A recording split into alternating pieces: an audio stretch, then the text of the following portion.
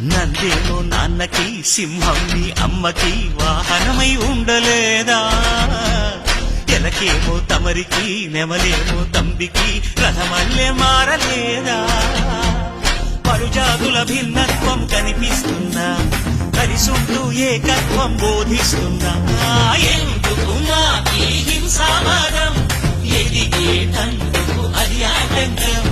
నేర్పడం నాకు సోదర భావం, మార్పులు మాలో కలిగేలా ఇవ్వు భరోసా. గణేశ గణపతి గణేశ గణపతి గణేశ గణపతి. జై జై గణేశ, జై కొడత గణేశ, జయములిప్పు బొజ్జ గణేశ.